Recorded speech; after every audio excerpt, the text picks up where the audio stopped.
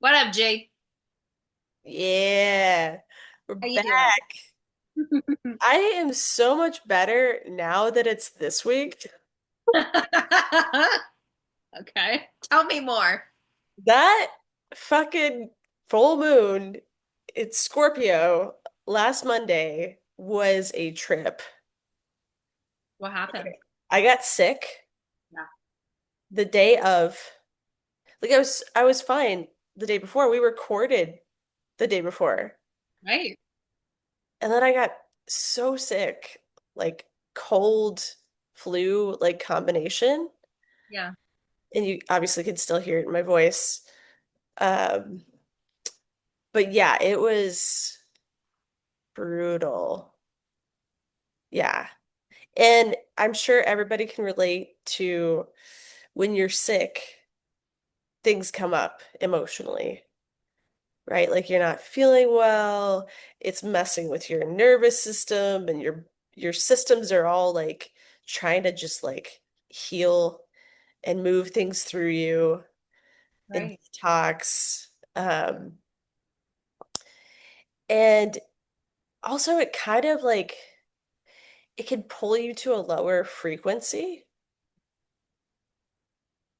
in the Okay. sense that it's, or maybe it's pulling up things that lower your frequency, right? So, for example, it brought me back to when I was a kid and when I would be sick, I, uh, Mm. I knew that I would get my parents' attention. Okay. That would be one way of really like feeling taken care of Yeah. without feeling super guilty for asking for support, Okay. even though I did feel guilty at times too. So it brought to the surface this like nuanced dynamic inside of myself related to my needs and fears, like barriers to voicing my needs, fears of like asking for help or being supported. Like it has that theme of like you need to rest too.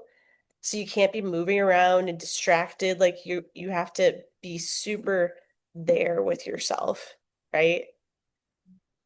So it brought up a lot of different big pieces. As humans, we tend to not want to be with because there's these associations with it from our past, right? Right. So all of that being said, it was very revealing how I was still living with and I think a lot of people can relate to this, is during the week I was like, "Oh, should I work?" Like I'm feeling okay. I had moments where I was feeling okay, and I'd be like, "Maybe I should work."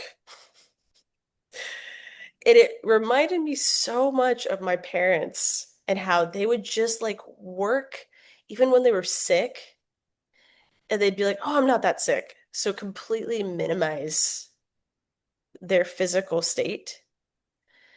And I had those moments of like, "Oh, I should be working because I feel okay." But I didn't feel really great, Right. right? And I remember telling this beautiful woman that I'm dating, uh, I was like, "Oh, I should work." And then like a couple hours later, we were talking about the dynamic with my parents and how my dad would say, "Oh, I should work." And and she was like, "Oh, didn't you just say that earlier?" And I was like, "Shit, I did say that." Yeah. And I love that she called me out on it because Bravo. it, right? Like it's important because that's a sort of like martyr pattern of like I have to take care of everybody else even if I'm feeling really shitty. I should take care of myself. And so bravo to her and me for like sitting in that, right? Right. So yeah, that those were many of the things that popped up for me. There's a few other stuff, but yeah, I would love to hear, did anything come up for you during the full moon? Um, well, so last week's full moon is what's known as the Wysek full moon. And spiritually, it's the highest level of energy coming in, Mm, pouring into the earth.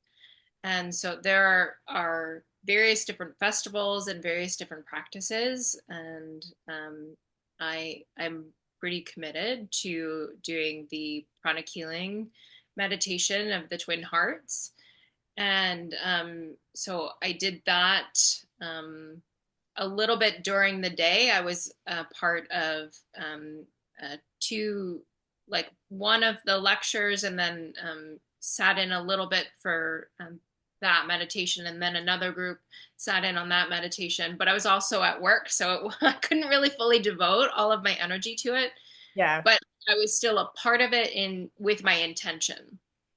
And then after work, I volunteer at a clinic every Monday, and so I went there, and we again did the meditation twin hearts, and uh, that was uh, the energy coming in was really profound, and I had a really big energetic shift, receiving a healing from another fellow facilitator. Um, it was so big, and I had been hanging on to this thing uh here in this lifetime for like 13 years, maybe more. Wow. And so to let that go, I immediately felt my physical body shift, Mm, which was great. And then on Thursday I had another healing with a totally different individual and let go of a lot there. And then on Saturday, I saw the spinal specialist and had a huge shift. yeah, you So did. big. Like, so, from the car accident, I see a spinal specialist. It's a NUCA chiropractor. And the difference between a regular chiropractor and a NUCA chiropractor is that NUCA focuses on how your skull sits on your upper cervical. Mm. And it is so detailed and so precise. And That's cool. I didn't know about that. yeah. Wow. Yeah. So like regular chiropractor, like there's a big adjustment, and like there's a lot of force to shift your body into alignment, and sometimes your muscle memory will pull you back out of alignment because Mm, it's your muscle memory is not used to um, being in that way, and so you have to go very frequently. right. And with NUCA chiropractic, it's like the softest touch. Wow. You don't really feel like he's doing much or that the facilitator is doing much, and then suddenly it's like, oh my god, my body just drastically shifted. Yeah. And I still go to see him because the left side of my body is still is in and out of numbness, and I'm still healing. And in particular, like going downstairs, it feels like I'm going through a different dimension. it, it like the whole space around me does this. Whoa. And I'm like with every step going downstairs, and it like coming into my new place of living, there are two flights of stairs down, and so I'm literally like holding on and balancing, like Yeah. saying prayers, please don't fall down. Well, after that adjustment on Saturday, I've been walking down the stairs, and then I go a few steps and I'm like, it didn't happen. Dang. It didn't happen. That's really Ah! cool. Yeah. Yeah. Celebrate that. Yeah, yeah. That's So awesome. I I showed up with the intention of letting go and releasing, and I had three profound various profound healing experiences. And so now as I integrate, um, moving forward, I'm like, oh, I'm no longer carrying that shit. what's It's what's that, life gonna be like now? that's fucking awesome. Yeah. Yeah. Wow. So it showed up for you and I in very different ways. No joke. Different ways. Um, Yeah, yeah. that's that's so cool. I'm so glad you had those experiences. Yeah. Yeah, it's like we both upgraded, but in a In a drastically different way. such a different way. An upgrade not meaning hierarchy at all. Right. Upgrade meaning like we've, you know, I feel like to me, when I experience an upgrade, it's like you're detoxing the lower frequency things that are still kind of like either like around you or in you in some Yeah. form or another. Um, and you're releasing it and moving into a deeper experience of love inside of yourself. Yeah. Would you add anything else to that? No. Okay. Yeah. Yeah. Oh, that feels really good for my Virgo rising. It's like check, check. That's great. Uh, cool. So yeah, and we would love to hear if y'all have any comments about your own experience with the full moon, if anything came up. We would love to see whatever y'all share. Yeah. Um, so episode 7, let's get into it. We shared some really cool audio memos this last weekend.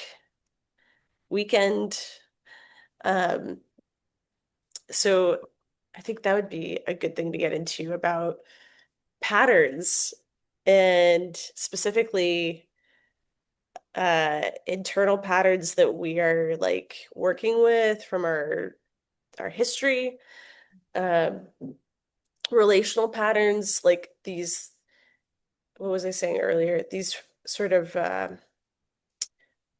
fractals, so pieces of the same pattern being reflected in different areas, but it's the same pattern that keeps showing up for us to like get more conscious of. Yeah, I mean, you just mentioned it with, the generational pattern of your relationship to work, right? Like the I should work, even though I'm sick, even though my body is clearly saying, please rest, please just lie down and rest. Please allow yourself to heal. Like, let go of the mental chatter, let go of like the mental focus. Just allow yourself to be, Yeah. right? Yeah. We're human beings. We, we are not human doings, but yet we do all the time. Oh, Why? that's so good. Right. Yeah. Not And human I learned doings. the same exact thing. My mom, God bless her. My mom was a single mom. She had four kids. We were all super active. Hmm. And um, she was the breadwinner. She was the mom and the dad. She was, thank God for her parents who were super involved in our lives, because she couldn't do it alone. And but she taught all of us that work comes first, and you devote all of your energy in work. And I consistently am reflected this, and as a manifesting generator, and I have a lot of energy, and I want to explore all the things and do all of the things, and I want to excel at doing the things, right? Like, and Yeah. I very well can and easily can, and that's beautiful. um and it can also be a very perfect recipe for burnout, And I have reflected to you that I'm in a job position that I love the people that I work with. I'm questioning like my motivation for being there. Like, am I real like is this something that I really want to continue doing? Um, Yeah, it's been a beautiful place for me to grow. It's been a beautiful place for to show up with the brain that I had a year ago, and now doing the things that I'm doing. I'm like, yeah, no, I'm in the ripple effects of TBI. I'm no longer in TBI territory. Thank you, God, right? for sure. And I've also been reflecting to you the patterns of relationships that I find myself in. And and what do I say here? The um the subconscious choices that I'm making because it feels familiar versus no, this feels good. This is this is the space to grow.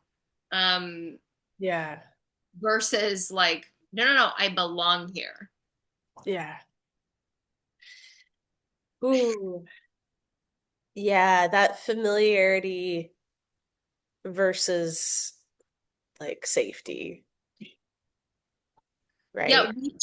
we choose what feels familiar, even though it's not necessarily safe for us. We choose what's familiar, even though it's not necessarily right for us.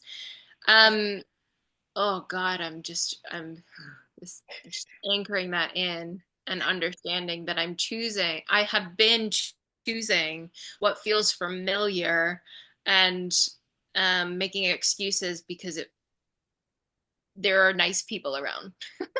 Yeah. Ooh, say more about that. Oh man. Oh, that's so hard. Ugh. Shit gets real here on North Node. You get it. My God. I'm No, I here like for it.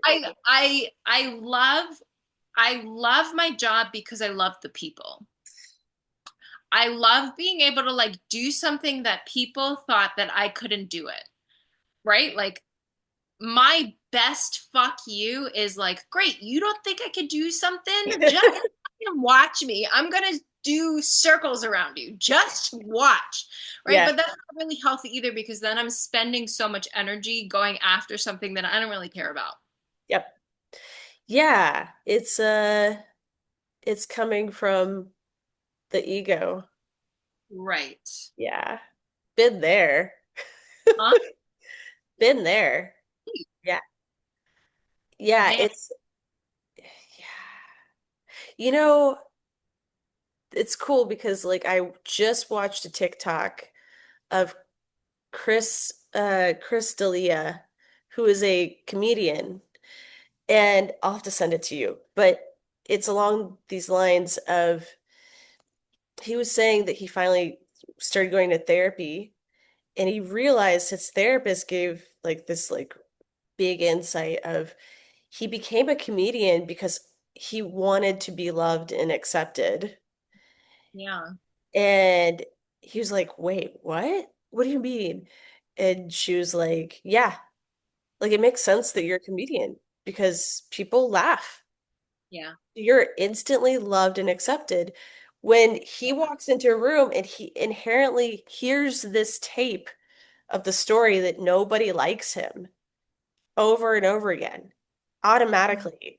So he developed this way of coping with it, which was, oh, unconsciously, I'm going to be a comedian because then I'm accepted and loved and people will laugh.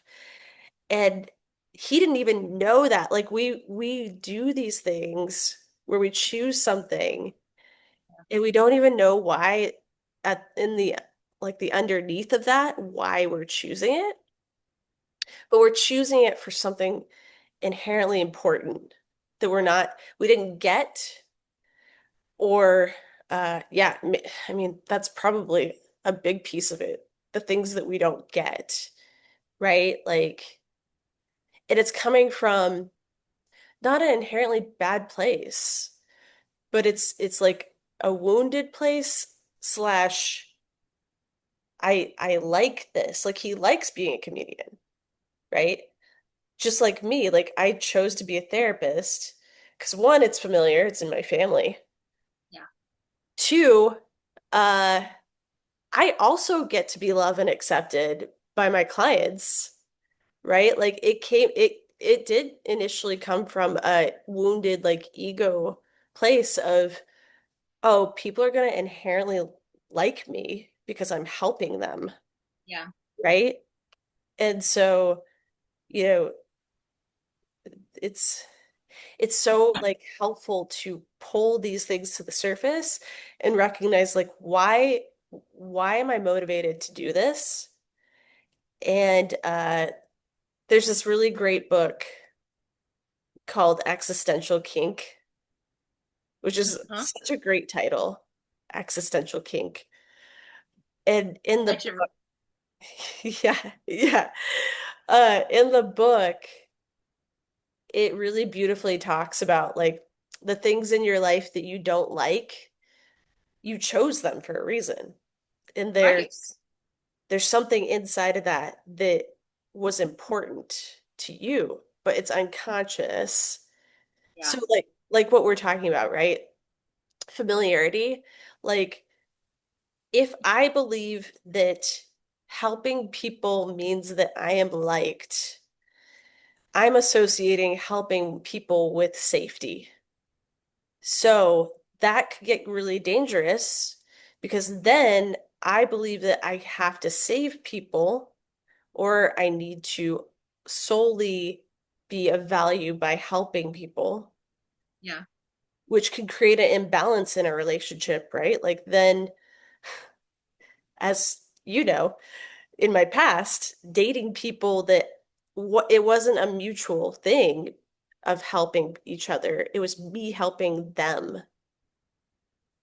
And I did that because I gained some sort of value, but it hurt me in a lot of ways too.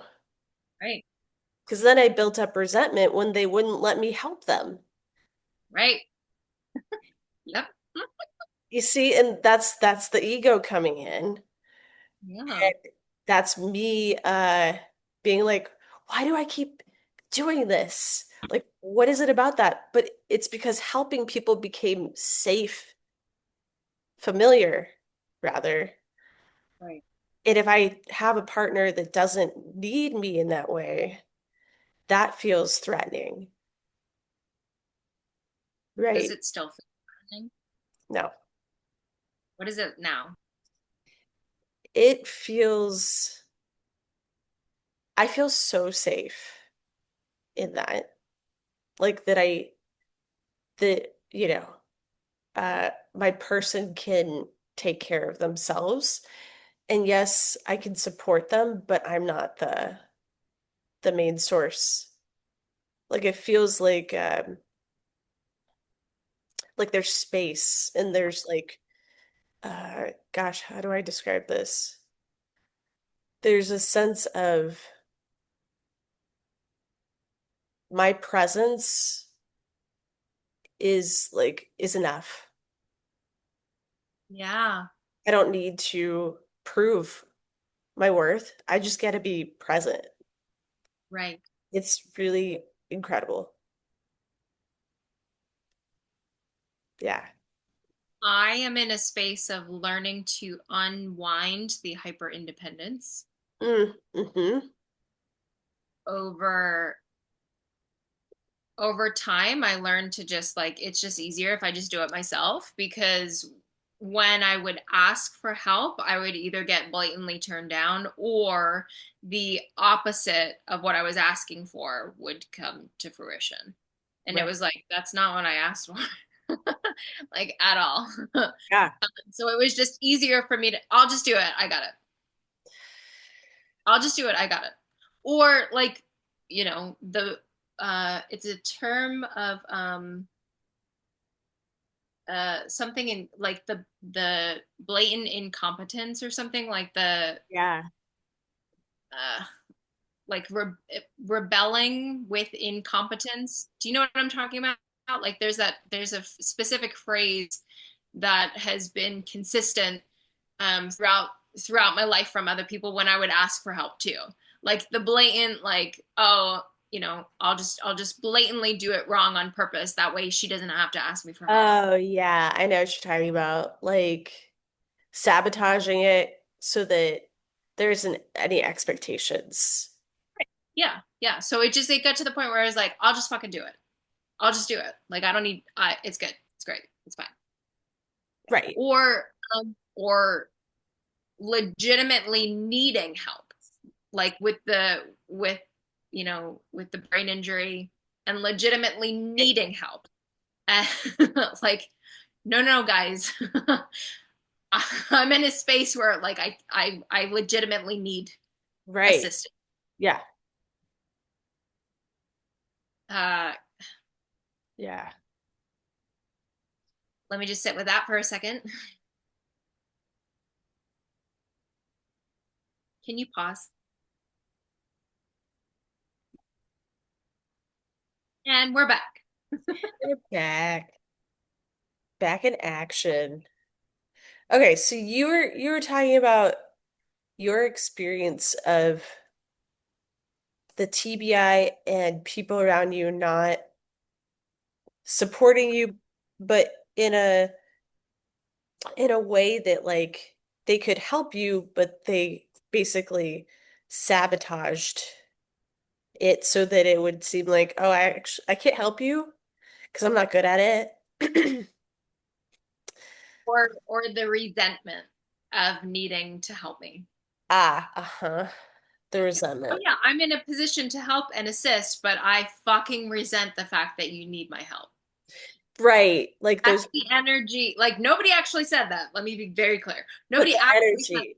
but the energy of it was like, "Are you fucking kidding me? You really need my help right now?" It's like, Right. okay, so so sorry. Yeah, like, okay, I won't Right, ask. right. Yeah. So right, so which also feeds into the hyper independence of, oh, okay, clearly, you're coming at me with this type of energy, so it's just easier if I just do it on my own. It's just so much easier if I just do it on my own. Great. Right. Um, and what it has taught me is that, like, oh, okay, these people are not the people to ask for help from. Yeah. And so now great. So now we're talking about patterns. So so Yeah. now that I actually have healthy relationships in my life, I'm really shocked at how difficult it is for me to receive the actual love and unconditional assistance, and people continuously saying, no, dude, I got you. Like, Yeah. thank you for articulating your needs. Thank you for articulating your wants. Like I'm to the point where I'm still having trouble of, are we good? We're good. Yeah. We're this is a good space. Like, oh, these people aren't going anywhere. Yeah. Like these people are continuing to show up for me. Yeah. Oh wow, is that our? Oh no, oh no, you're still calling me. Oh no, you still text me. Oh no, you're still my friend. Yeah. Like it's really unlearning so much unhealthy and toxic patterns of, like, there's this like shockwave that your whole nervous system goes through, and the build up, right? Like, because I've been doing years of personal development and years of like, no, I'm going to consistently show up for me. It's only a matter of time Right. before it shows up in my real world, in my 3D world. And now that it's here in my 3D world, I'm like, wait, what? This is real? Yeah. Right. And this is the tricky part about this, right? Right. Because you you and I have gone through growth, I'm going to call them growth spurts, emotional growth spurts. Where, Existential crisis? yeah, yes, existential crises. Ah, Um, where you are faced with this pattern, this like limiting pattern, this limiting belief that's tied up in a story about how you have experienced people and how they've reacted to you, like you were saying. And then you move into like loving yourself more, taking care of yourself more. And then all of a sudden you have these people come into your life that are different than what you experienced before. Then you have the responsibility and the opportunity Yeah. both to be open to a different possibility inside of a relationship. I'm going to say that again, to be open to a different possibility inside of a relationship. And that is where the change occurs over and over again, right? Like it's not just one time, but over and over again. Do you allow yourself to see something differently than what your brain is projecting over and over again, even inside of those opportunities? Something comes up and you're like, "Oh, I need help with this, but I'm going to do it myself." Oh, but like it's important for me to open up to the possibility that somebody could support me. So I'm going to reach out, but oh, I'm terrified. What if they react the Yeah. same way that this person reacted? But then Right. you experience something differently and you're like, "Oh my God, they actually like were responsive. They actually heard me. Oh my God, they actually brought their full presence into my space and held me in a way that like, whoa, like I actually felt loved and I received it." And then there's, I don't know about you, but I know after those kind of experiences, and I feel like emotional because that's something that happened when I was sick, is like I was met with so much love. And there was this like really tender younger part of me that was like scared to even voice like the fear of, will I actually be met with care, Mhm. right? But because I voiced my feelings, it gave the other person the opportunity to actually like care for me. And then that inherently builds trust. And then that creates more evidence that I can be safe and held, and not safe in a way that's like, oh, this is familiar hurt, but safe in a way that creates freedom of expression and freedom to be you with somebody else, right? Like it's one of the most amazing gifts that we can receive and the most amazing gift that we can give. Mhm. Yeah.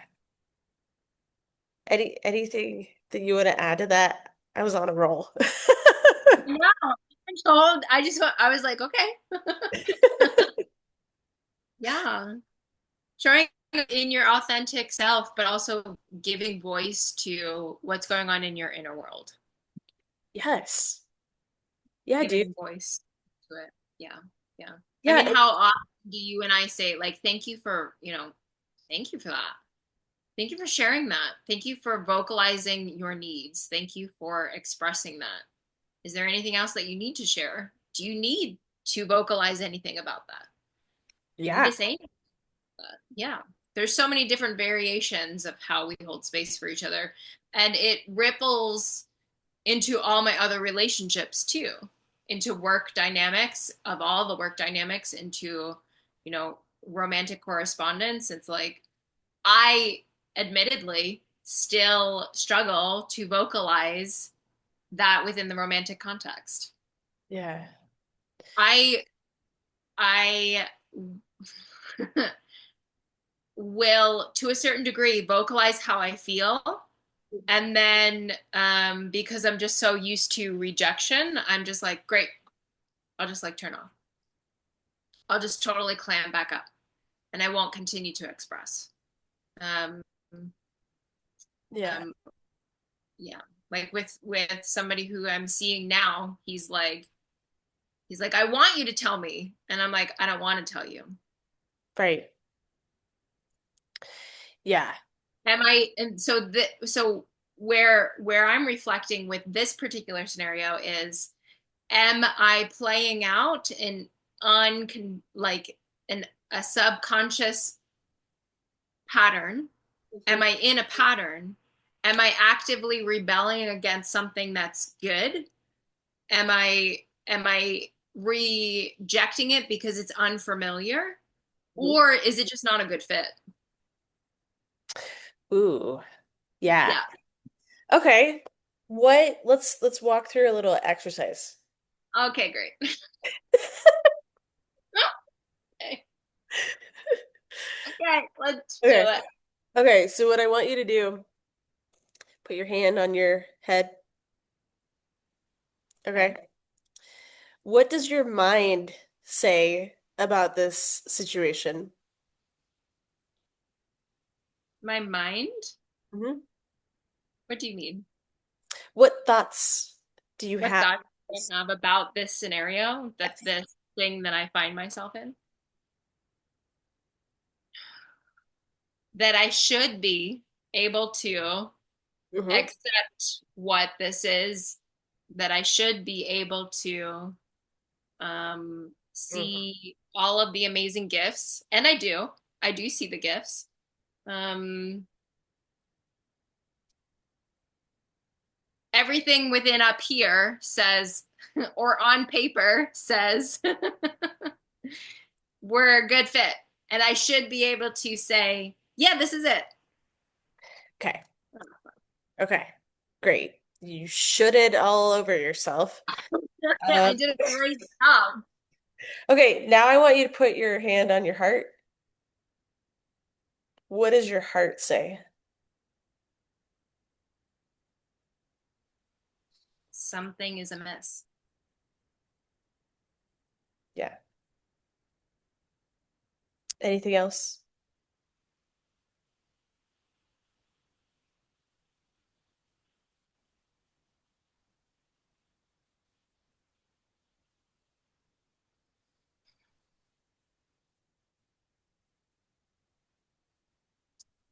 I am very familiar with unrequited love, very familiar with being in love with somebody who doesn't love me back. Hmm.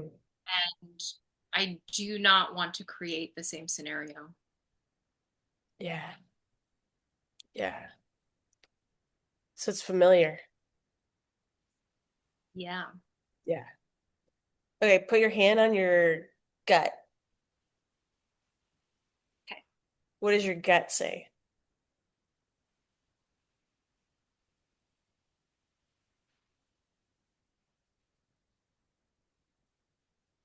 It's like a zipper. When one kink is off, it doesn't close. Yeah. Almost doesn't count.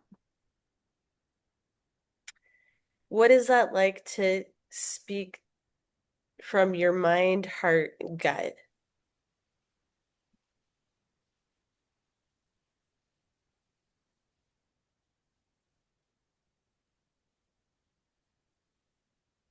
There's sadness that comes up with that.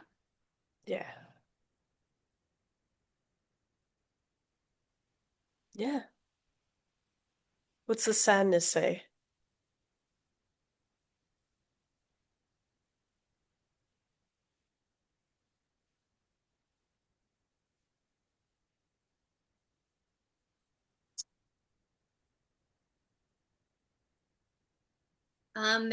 There's a big part of me that like doesn't believe that I can have someone who is so devoted and so in love.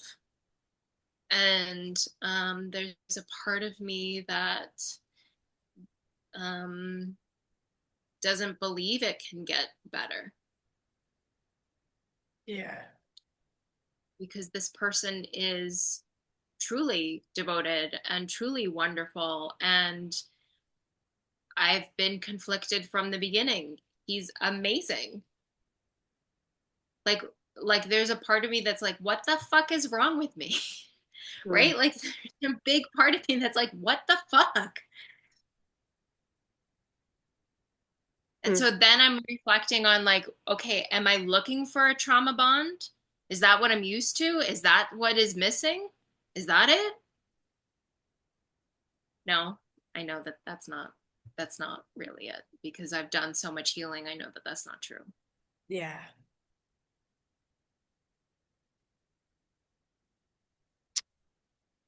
Here's a question. What if you it's totally possible for you to have someone who's just as dedicated as you are?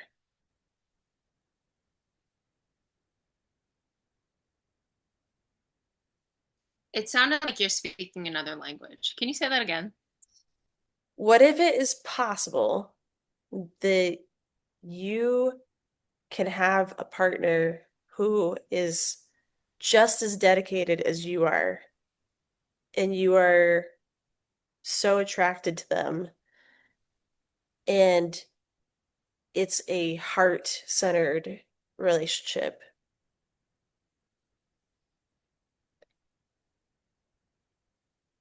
not a checklist in shits. Not a resume comparison, No. that it's actually heart centered. Yeah, You can't fully explain why you love this person, but you do. but you do. There's a part of me that's like, Lindsay, you're a Leo and you're a romantic, and shit like that is in Hollywood. Ah, okay. Some judgment. Yes. And as you can see, I'm so uncomfortable. I'm like squirming around. I can't sit still. I'm like, oh, I'm so like, oh, Yeah. Yeah. Why are you squirming? because I hold space for people this way. You do. It's the pattern of it's easier, let me just do it. Mhm.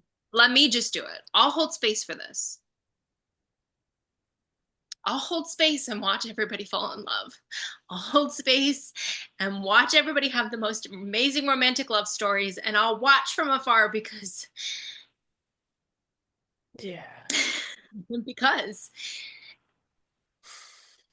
and then suddenly out of nowhere somebody with the same values and similar history, and we have so much in common, and it's amazing, and there's parts of it that just flow amazingly, and it flows with ease,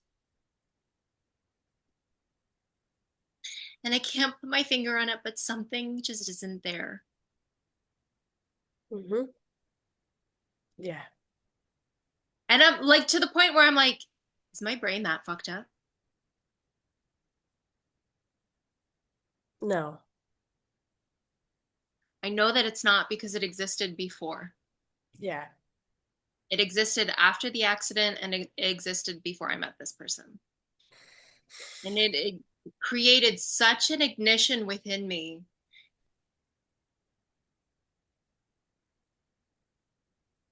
such a profound shift within me, Mm-hmm. that I actually felt like a woman Hmm. and empowered. And I wanted to show this person everything, everything. Like, not, I mean, you could go there. But like, not, but I mean, like my whole world. Like, I wanted to share everything, but just could, like, I wasn't in a space where I could do that. Yeah. And so I know that it's possible. And yet there's this part of me that doesn't quite believe it. What if you And so love that part? that part of me, Yeah. love that part of me that doesn't believe it. instead of shoving it down. Yeah. Should see how fidgety I am right now. Um, um,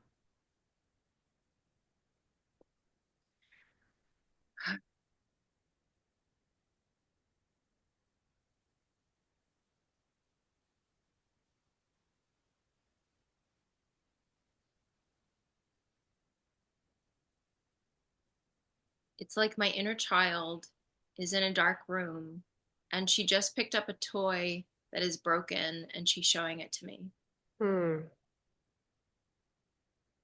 And she's not crying, but there's clearly like defeat, Yeah. that the magic in her world has dimmed and the magic that this doll brought to life has clearly been broken, and she's just like not expecting me to fix it but also saying like, but look. And so I say to her, the magic is within. Yeah.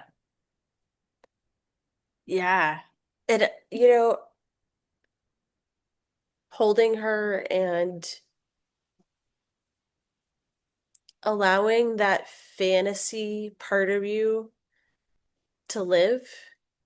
Because you're a Leo. I mean, our fantasy part is just like big, Yeah. right? Like the creative part, the part of you that has this like epic romance story that lives in you. It and it doesn't just live in me, but like it's something that I can create, that I can co-create. It's not just like, it's not just up to me, and it's not just up to like, me to get my partner. It's like it shouldn't be like pulling teeth. It should be like, this is a co-creative thing. Like, let's make magic happen. Hmm. Yeah, Let's make magic happen. you and the universe get to Right. magnetize that. Yeah. Yeah. And that's so possible. So possible. And I get it. Like the you were saying earlier about you watching other people live out these romances and watching from the sidelines. That reminded me of our South Node in Libra. Yeah. South Node meaning the energy that we mastered in many lives. And Libra is the sign that sits on the sidelines and supports everybody else shining. I'm sorry. What? Yeah. Libra is the assistant and helps create things in the background, isn't in the limelight, isn't in the spotlight of any kind. It's this very like diplomatic energy. And in this life, you and I both have our North Node in Aries. That's fucking main character energy. Yes. And it's in our seventh house, which is relationships.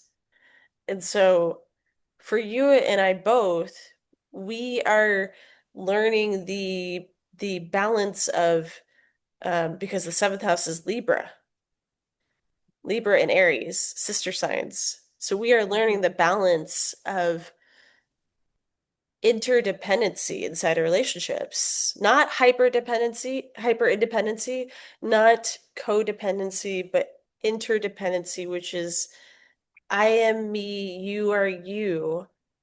We have our own sovereignty as individuals, and we come together to create a partnership that can be bigger than both of us. That's what we're doing in this life. Okay. So, you having these deep desires, they're there for a reason. Right. They're meant to be lived. Right. right. Uh, Growing up, we get into like the patterns of what are the beliefs that we learned about desires. Oh, desires are just like a side thing. Like you just need to be disciplined and determined and get stuff done, right? Like desires shouldn't run your life. Like I learned a lot about that. Like what you desire, like, eh, you got to get stuff done. You got to get a stable career and not focus on like these fantasies, right? Right. And then you grow up, and I know that we've talked about this quite a bit, which is like we want to follow things that are energizing, Right. energize us because energizing energy, movement, it's like the vitality that runs through us. That's what being energized is. So like, and I remember, my spiritual mentor saying that like when you are energized by something, it's almost like the universe telling you, yes, that's the right path, Right. right? Yes. So you and I have both like allowed that to be a compass in our lives. And also like reflecting like on the experience. Did you leave that experience feeling energized, right? Like not just like which one feels exciting because sometimes it could be Mhm. fear holding you back of like, oof, I don't want to go do the thing, right? Like Yeah. Yeah. you didn't want to go do a very specific thing and I was like, okay, check in with your intuition here. Yeah. What do you think is going to happen afterwards? Are you going to feel revitalized and rejuvenated, or are you going to feel drained? Which one? Right. Which one? And whichever one, even if it's like a little bit, Right. slightly more, Yeah. then you go that one. Yeah. Exactly. That one. Yeah. Yeah. So like that's been a huge thing for me is like discovering these principles to guide me in my life instead of like we were doing earlier, like being in your head and having those fucking shoulds tell you what you should do. Right. Like I should go after this thing, this particular license that will advance my career because I quote unquote should, and I'm surrounded by everybody, and everybody says that I would do a great job. But does that make me feel more excited? Right. Let me chew on the idea. Let me ask some questions. Let me find out some more information. Let me chew on the idea. Okay, and as I'm reflecting and I still haven't pursued going after the thing, I don't think I'm excited about it. Yeah. So there you go. Like That's my answer. that's valid. Right. You Yeah. don't even need anything else other than that. Oh, I'm not energized by that. Okay. Hmm. Right. Like coming home consistently. All right, so there's a difference between like when we are facilitating workshops, Mhm. sometimes afterwards, like I am done. I am so spent. Like I put forth all of my intention, focus, and energy into our North Node workshops Right. I am so fulfilled in those 3 8 to 4 hours, whatever it is that we're doing. Like I'm so devoted, I'm so in it, I'm so present, I'm so like Yeah. alive, alive. That Yeah. to the point where like when it's done, like I'm done. Yeah. I've got nothing, right? Versus a job that is honestly an energy leak. It's taking energy from me to the point where I'm coming home and I'm going straight to bed and then I'm getting up and going to work. And then Yeah. on the weekends, I'm spent I'm spending all of my time trying to recover. And no joke, like the past month I've been reflecting. I'm like, is this the brain injury? Am I really still like struggling this much? Right. Or am I in a scenario that just is not, it's like the zipper. It's not quite there. Yeah. Not quite there. And not almost doesn't count. It's not it. It's not Right. quite doesn't quite fit. Right. And so like having that awareness now that I've heard the whisper, now that I've heard the call, now that I'm understanding and anchoring it in, now I'm like, all right, universe, do not hit me with the 2x4. I understand. I hear the fucking call, but we don't need to like whack her over the head with this message. I am right. Like, Like, listen, universe, good. Oh my listen. God, so funny. All right. So like within the year, I'm saying, universe, I want to make this much amount of money. I want to be doing this, and this. Right. How do we do it? I don't need to worry about the how. I just need to hold the intention. Yeah. Yeah. Okay, great. By the end of this year or within this year, something is going to shift, but we're going to do it with ease, right? Dude, Fuck, that's bro. so true. That's so true. It's just like, can Listen, we I understand. We're going to do this with ease, okay? gentle, gentle, please. Thank you. So be it. Thank you. Yeah. Yeah.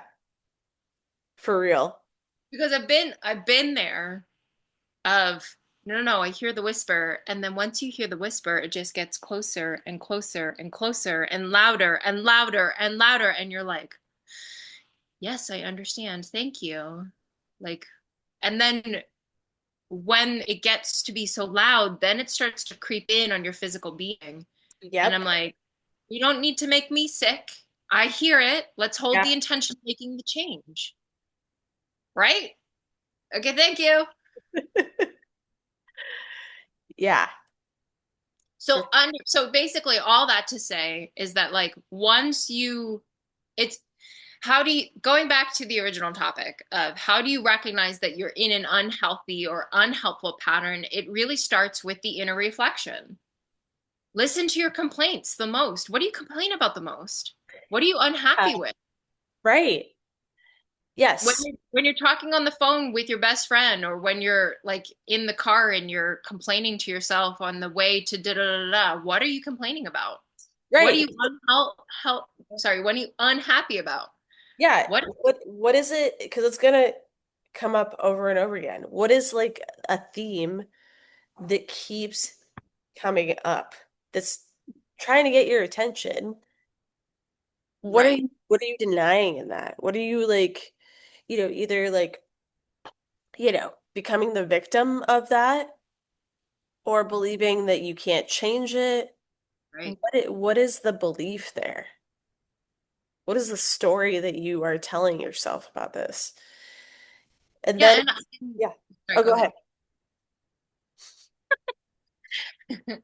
Mhm, Yeah, mhm. and then like putting together like a safety plan, Yeah, right? Like and keeping in mind that these choices are going to have ripple effects for the people in your lives. It could potentially really devastate somebody. Like I'm not just going to be like, oh, okay, I understand that I'm in a job where I'm not feeling my fulfilled self because I'm devoting to something that I'm devoting time, money, and energy to something that isn't quite for me. And so you know putting I'm not just gonna be like, all right, bye guys, I'm right, not coming right. in. All right, bye, Right. peace out, right? Like that's gonna create a ripple effect for everybody who I've created, professional rapport with. Let's not burn bridges. Let's have Yeah, the intention of great within the year. Let's make this change. that's And that's a really good point. The mindfulness of how to walk through that. right, yeah. And I'm not gonna just up and like peace out from the person who I care so deeply about. I'm going to, be open and honest with this person, Yeah, right? Because I know what it's like to have somebody just like fucking peace out. Like ex-husband was just like, yeah, this doesn't work for me, so bye. Like, right. I'm sorry, wait, what? Yeah. No, wait. Like, Blindside. but also like was I really blindsided because I was very aware of his patterns, right? So it's like, True. Yeah, yeah. I get that. I get that. So, but Yeah, I'm certainly not going to create the same ripple effect that was bestowed upon me. right. So, Right. Yeah. in any regard. Yeah. So, I feel like a big piece of this episode is like you were saying, like look at what is this predictable pattern of what I'm focusing on and complaining about? Yeah. How am I viewing it? What am I believing about it? Yeah. And what am I seeing in my external world that's like hinting pretty significantly at patterns that I keep dismissing or that would be beneficial for me to explore and change, like whatever it may be. How am I continuing to leave myself? Oh, yes. That question is huge. How am I Yeah, abandoning myself? yeah, What am I allowing myself to be missing out on? Right? Like exactly. what am I choosing to ignore within me? Yeah, yeah. Ooh, that's a good place to start next time. Yeah. Which also I will be fully transparent. I forgot that we were going to dive into more masculine and feminine, and we did not this uh episode, and that's okay. We could do that in the future episodes, and that's the that's the beauty and challenge of like we tend to flow into things, and so like pre-planning something might not be the best. Okay, so the flow is the feminine. Hmm. Um, totally my fault. I totally drove around this because of that message that you sent me. I was like, Yeah, this is it. This is a this is podcast. it. Yeah, This is yeah. a talk. My fault, guys. Divine feminine at Mine fault. too. I mean, I, same. Yeah, I was like, oh, I want to be in my feminine. Let's go. it's fun. Yeah, You lose it is. track of time. It's great. Although Yeah, I'm very proud of myself. I'm keeping track right here. nice, nice. So yeah, we'll get into the betrayal piece. I think that's probably where we're gonna go next, Yeah, and maybe we'll along the way talk about the feminine and masculine. great. Yes, cool. Any last thoughts before we finish up?